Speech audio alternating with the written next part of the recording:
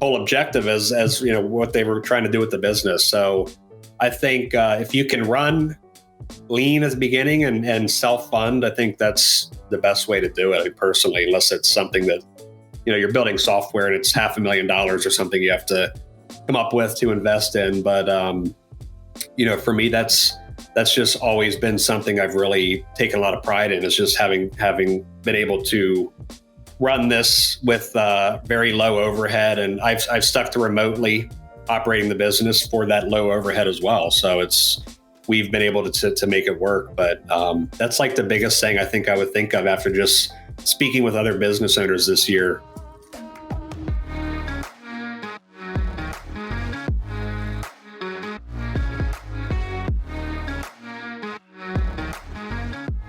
Listening to the Rich Ad Poor Ad podcast, where we break down the financial principles that rich advertisers are deploying today to turn advertising into profit and get tons of traffic to their websites without killing their cash. These advertisers, agencies, affiliates, brands are responsible for managing over $1 billion a year in ad spend. You'll hear about what's working for them today, their rich ads, and we'll roast their epic failures and crappy ads on the internet with poor ads. Let's get into it. All right, everybody, we're back in business with another episode of the Rich Ad Poor Ad podcast. We got your hosts, Dylan Carpenter and Zach Johnson in the house. Zach, what's good, my man? Yeah, I'm excited to get into some creative today. This will be a breath of fresh air. I'm not talking to another media buyer or another e-commerce company spending millions a month. This will be good, man. I'm excited to dive into the creative aspect of ads. Oh, especially, this guest has over 250 full-time workers across 30 countries and runs the entire operation from home. So, this guy's killing it. And when it comes to creative, I use it for a couple of my accounts. So, I know we're going to get into some good nitty-gritty stuff. So, F. Minnick, what's good, man? What's going on, guys?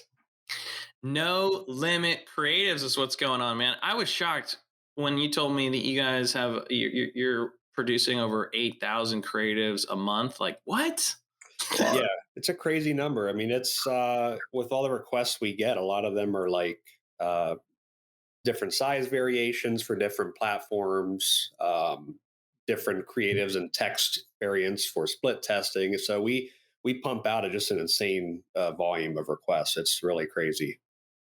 That's awesome, man. And how many designers do you guys have on staff there? We have over 220.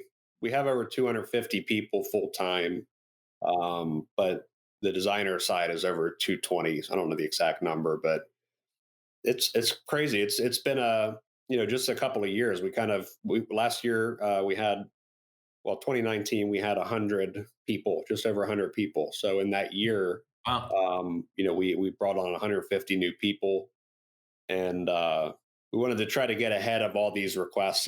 We're getting so many requests for different variations of ads and things like that. So we really just upped our game last year in 2020 and really did the hiring process pretty hardcore to get ourselves ahead. So we're in a good position now to just keep scaling as other companies scale with us.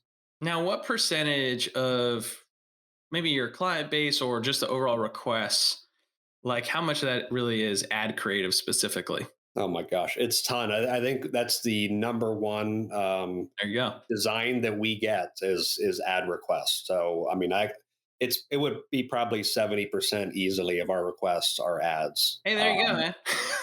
Yeah, so it's image ads, video ads, animated GIFs, all kinds of different things, but it's almost all ads. It's nuts. There you go. You're the first guest on the show that is producing over 5,000 ads every single month. So this better be a good episode, Jeff. Yeah. Well, let's talk about it, man. What's working? Break down the rich ad. Hopefully there's a closed loop and you're getting some level of feedback from your guys' creatives of what's working or maybe even some trends. But break it down for us. We all know video is doing really well. That still proves time and time again that it's really the number one thing to focus on for creatives. But we're seeing every year, I feel like the attention span of people is just shorter and shorter. So we're always producing shorter and shorter videos. We're really hitting a lot of like 5 to 7 second videos, animated GIFs, things like that are just really fast paced. Um, we're also seeing a lot of requests come in where the video is split down the middle horizontally, and there's like a video on top, a video on bottom, and in the middle is text, and it could be like captions or just static text that's like kind of a strong call to action or something like that. But some weird, funky stuff that I wouldn't normally think would be popular is very popular now. And you guys know UGC content is just killing it right now. I mean, if you can get your hands on real people reviewing products and things like that for your video ads, it's just really, really working well. So we always try to push creatives that look more native and kind of user generated, basically, than trying to do the polished stuff. But because we're not an ad agency, people don't always tend to trust our judgment or our suggestions because we're just designers to them. But we know what we've seen come in from agencies and e-commerce brands, and that UGC content stuff is just doing really well. And how have you been able to kind of adjust the UGC content to the shorter video side of things? I'm definitely noticing things under 6 seconds working good, but those UGC videos could be 20-second, 30-second little product demos. So I'm kind of curious how y'all adapt and execute on those bad boys. Yeah, that's pretty difficult because you're right. I mean, most of them are easily 30-second videos that we get from customers. So a lot of times we will actually mute the voiceover work or the audio completely, and then just chop up a bunch of these videos and have big text call outs and things coming in and out like that, so that we're still kind of getting the point across as quickly as we can, but it's not wasting 30 seconds of your time to listen to what we can show in just a few seconds with text call out. So that's the kind of stuff that we do a lot of these days. And even just doing like reviews of a bunch of videos scrolling by and everybody showing themselves with the product, and we're showing 5 stars or quick little review pop-ups, things like that. So the longer videos do work, but like you said, I mean, you're seeing stuff working at 5 or 6 seconds, and you really have to get creative on how you're actually able to show all that in such a short amount of time. Do y'all add a lot of overlay text to it? I know that's kind of popping up a couple times. So I'm kind of curious on your overlay text and even the subtitle side of things and how it actually impacts the creatives versus just, hey, here's some raw footage, here's some raw audio, let's see what happens. I would say probably 90% of the time we add some kind of text overlays. And it's not really because we want people to not listen to audio, but it's just that we really want to flash on the screen the most important features or benefits, selling points, and get them to quickly see what we're going for in the ads and then the call to action. So we almost always do that. We always do captions if it's a longer video. Just we transcribe the audio and put it up on captions because we've seen time and time again people just don't listen to audio all the time. When they're playing videos, I don't myself, especially if you're in a doctor's office or something, you don't want the video you're watching to start blasting. So we almost always put those transcriptions or captions in the videos so people can just read along with it. So here's what I want to know is how can somebody ensure their success with a No Limit Creatives? Like how can somebody can they send you, like the worst request you guys probably get is like, can you make me an ad? Right. Yeah. It's just like open-ended question. Yes. But can you describe, cause there's just so many mixed reviews out there, right? Of just these, unlimited creative services, but you get what you put into it, right? Or you get what you put into it.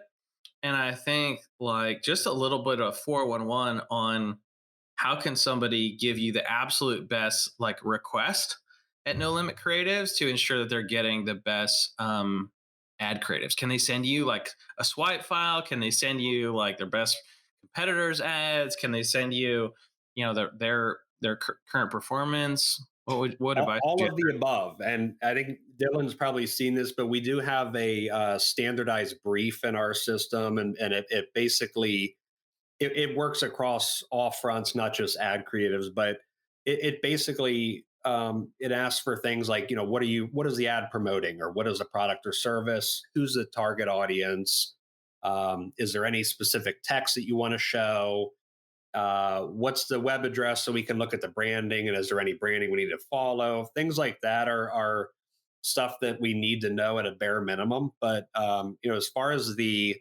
creative direction goes, we just kind of run with it and do what we think is going to work best um, for that particular product or service. But briefing is everything. And I think a lot of people fall short there because they just don't know how to brief. They don't know, they know they need an ad, but they don't know what to ask for specifically. So that is a bottleneck that we see all the time, not just with e-com brands in general, but even agencies, people that are doing this for a living.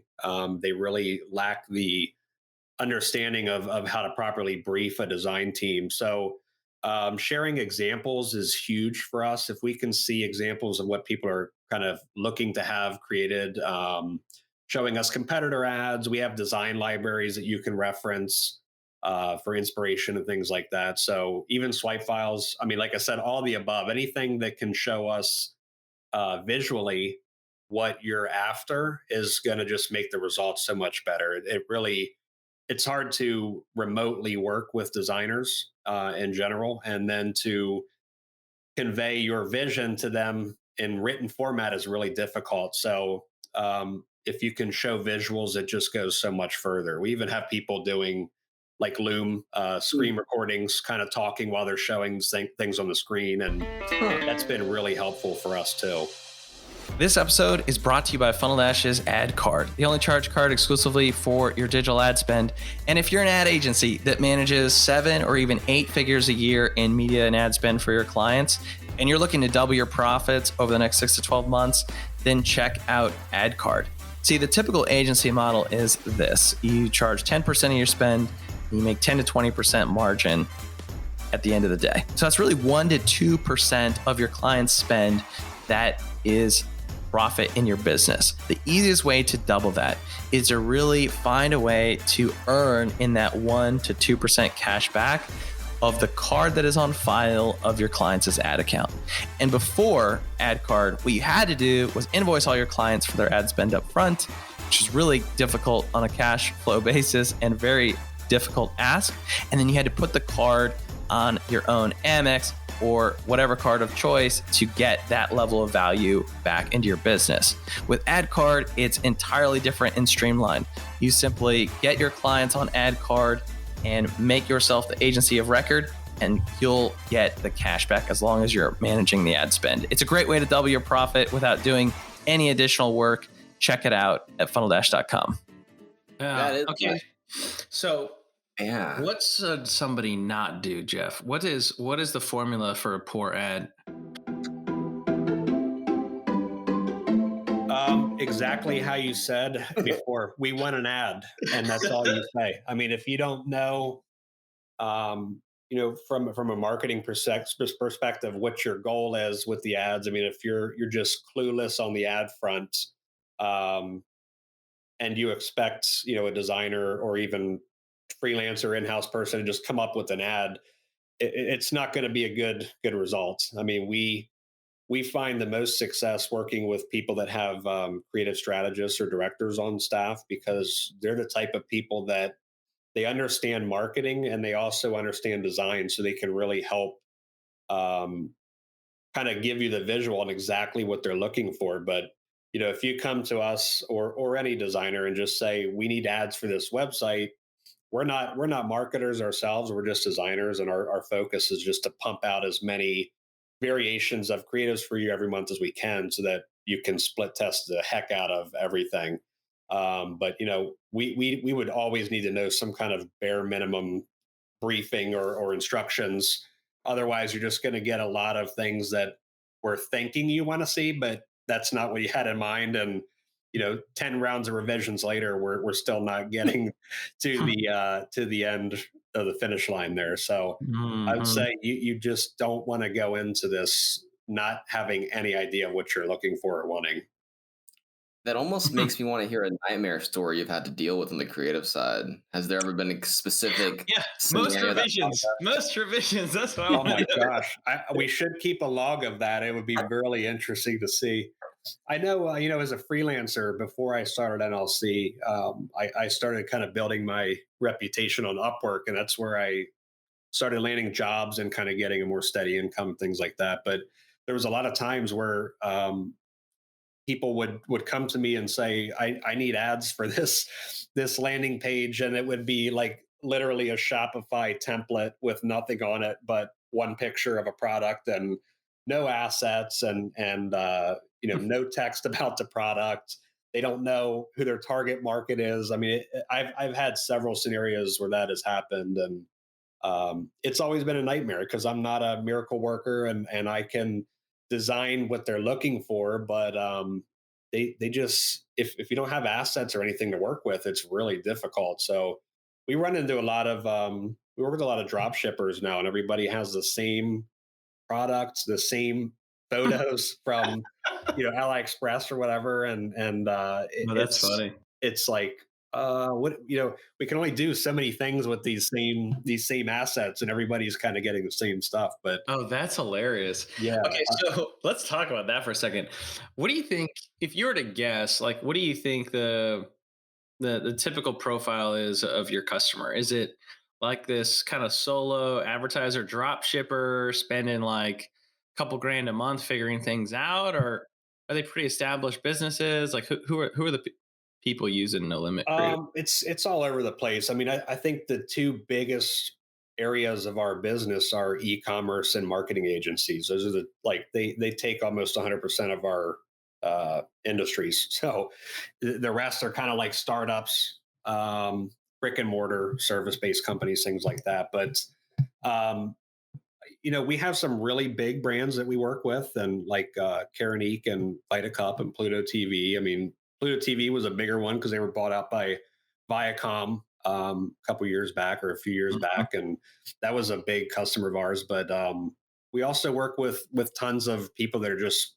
startups, single member LLCs.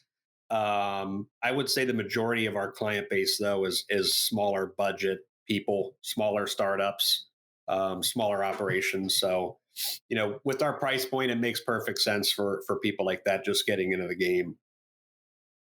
And that's what got me in it. I mean, I have it for I think 3 accounts on that kind of starter package. And I mean, it's been smooth. The briefs are super nice. Send them screenshots. Hey, these ads are working. Usually get them in 24, 36 hours. So I mean, I've enjoyed it. It's been a walk in the park for me. No, I appreciate it, man. We're working on a custom portal as well, like a customer facing portal that we've been working on for quite a while. We had a bad experience last year with the development team, but we're on track this year to get that out there, and hopefully that'll streamline the briefing process more and just make things a lot more efficient for customers and internal use. So our whole goal is just to make this an amazing experience for everybody, no matter what industry you're from. Shoot, I would end up even having some sort of pop up or something. Hey, how was your last request? Do you have any performance updates? That way you can kind of, have a little archive of, every performance per account. That could be kind of cool to get some more, metrics that way, but then at least have, a little portal for someone to say, oh, hey, I did do this ad last year and I did pretty good. Maybe let's bring it back in rotation. We have that in the new portal. So every time you complete a job, you'll get a pop up that says, "How do we do?" And it'll have a rating system, and you can actually write notes on the project. And really, I mean, it's beneficial for customers, but internally, we can see if there's like a constant problem with somebody, or the process isn't working, or there's a weak link somewhere. So we Mhm. are doing that kind of stuff too. But it's super important to know what's working and what's not from a customer. We don't get to see the ad results and the numbers from customers, so we don't always know what's working for them unless they tell us. Um, so we do run into that a lot of times where people keep wanting us to make ads, but they're not telling us if something's working or not. So we're just doing what we think they're happy with or what's going well, and it may not be. So you really have to have that open line of communication with your designers, no matter what designers you use. I mean, it could be anybody, but they need to know what's working so they can keep making variations of that and seeing what they can improve upon. Yeah, that's awesome, man. Man, yeah. Well, one of the parts of the show is where we're really educating advertisers on financial principles for scaling their ad spend and bridging the world of advertising and finance. What are some of the financial principles you run No Limit Creatives by, and what are some piece of advice that you would give to the folks listening?